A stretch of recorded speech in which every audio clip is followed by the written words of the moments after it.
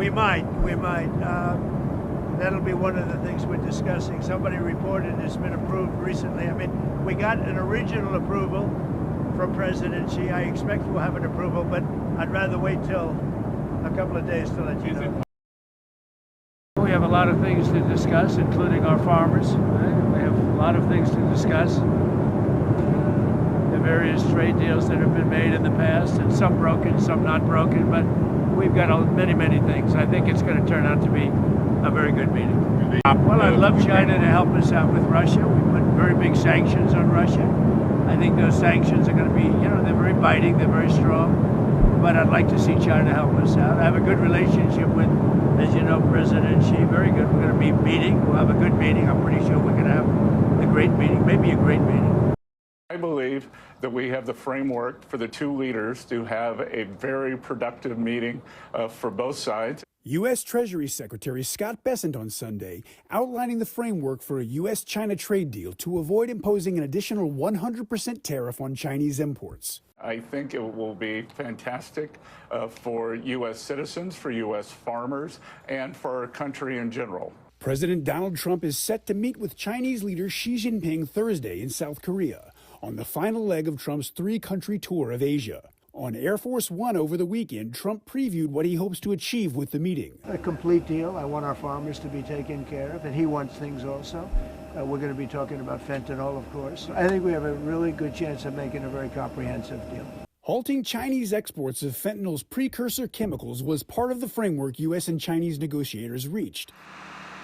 On another component of the framework, Bessent said China will make substantial purchases of U.S. soybeans. I'm also anticipating that we will get some kind of a deferral on the rare earth export controls that the Chinese had discussed.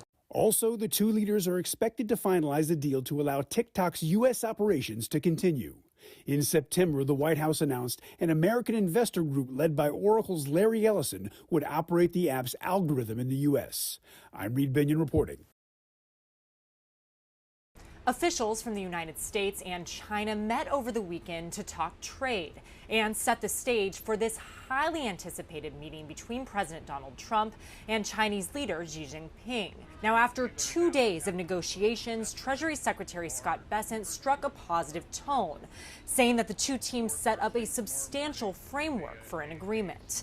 While he said he doesn't want to get ahead of the meeting between the two leaders, he did say he believes the U.S. threat of an additional 100% tariff on Chinese imports has gone away. Take a listen. I think we've reached a substantial framework for the two leaders who will meet in Korea next Thursday. So, on the table, the president had given me maximum leverage when he threatened 100% tariffs if the Chinese imposed their rare earth global export controls. So I think we have averted that so that the tariffs will be averted. There has been a lot of back and forth prior to these meetings. When Beijing said it would ramp up export restrictions on critical rare earth minerals, Trump responded by threatening sky-high tariffs up to 157%. And China said it could impose countermeasures unless Trump backed down. All that escalation threatening to derail months of progress. In recent days, though, Trump has struck an optimistic tone, saying that he believes this will be a good meeting, maybe even a great meeting. He has said that China will need to make concessions in order to come to a deal, but has suggested that he is open to doing that as well. At the White House, I'm Julia Benbrook.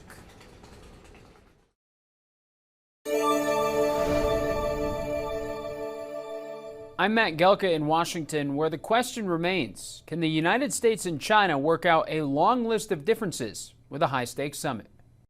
The meeting between President Donald Trump and China's President Xi Jinping is another chapter in the long-running partnership and growing rivalry between the two countries. China's influence on the world has long been seen as a threat to American power, but Trump has maintained that he and Xi have great mutual respect for each other that dates back to his first term. He's strong, he's tough, but he's good.